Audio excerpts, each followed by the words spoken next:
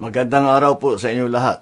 Mga kababayan ko, naglabas na ang Court of Appeals ng freeze order laban sa mga bank account, ari-arian at sasakyang panghimpapawid na may kaugnayan sa mga anomalyang flood control project na iniimbestigahan ngayon ng gobyerno. Ito po mga kaibigan, mga kababayan, pakinggan po natin itong bagong report ng ating presidente, no? Kasi may mga kakasuhan na daw, may mga arrest warrant nang lalabas. Pero yung mga malalaki, hindi pa rin. Pakinggan natin.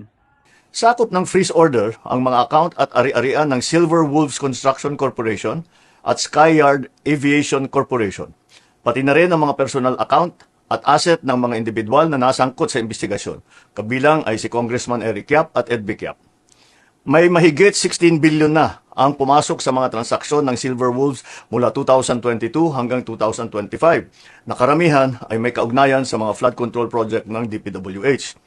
Kabuuang 280 bank account ang na-freeze, 22 insurance policy, 3 securities account, at 8 sasakyang panghimpapawid, kabilang ang mga eroplano at helicopter na konektado sa Skyyard Aviation. Kailangan natin ang mga freeze order na ito para hindi maibenta ang mga ari-arian at para maibalik natin sa ating mga kababayan ang bawat pisong pinaghihinalaang ninakaw. Meron din 8 taga-DPWH sa Davao Occidental na nagpadala na ng sulat na sila ay magsusurrender sa NBI dahil sa hinaharap nilang mga kaso. Inaasahan na rin nating lalabas ang warrant of arrest na ni Sara Diskaya itong linggong ito at hindi na rin magtatagal ang pag-aresto sa kanya. Magpapatuloy ang investigasyon, magpapatuloy ang pagpapanagot at titiyakin ng pamahalaan na ang pera ng bayan ay maibabalik sa taong bayan. Maraming salamat po. Yun, Diskaya pa rin. No, Diskaya. 'Di ba? Mga Hernandez. No, pero hindi naman makakagalaw ang mga yan kung walang mga congressman At hindi makakagalaw ang mga congressman kung walang basbas ng speaker. No, walang basbas na speaker. Ang tanong ngayon, Mr. President, meron bang masusi o malalimang pag-iimbestiga laban sa pinsan mo na si Romualdez at laban din sa anak mo mismo? 'Di ba? 'Di ba sila may pinakamalaking allocables at non-allocables na umabot sa 1 trilyon? No? At ikaw ay magtataka, bakit may mga project yung anak mo sa labas ng Ilocos, no? May mga project doon na siya yung proponent. Hindi naman siya congressman doon 'Di ba? Bakit lumalabas sa mga dokumento na may mga project siya sa labas ng Ilocos, no, na siyang lumalabas na proponent, hindi naman siya congressman doon.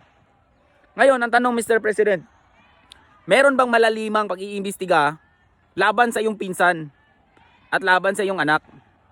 Kasi noong hindi pa kumakanta si Saldico, hindi pa siya bumabaliktad, sinasabi nyo, no, na dapat umuwi si Saldico dito para sagutin ang lahat ng kanyang aligasyon.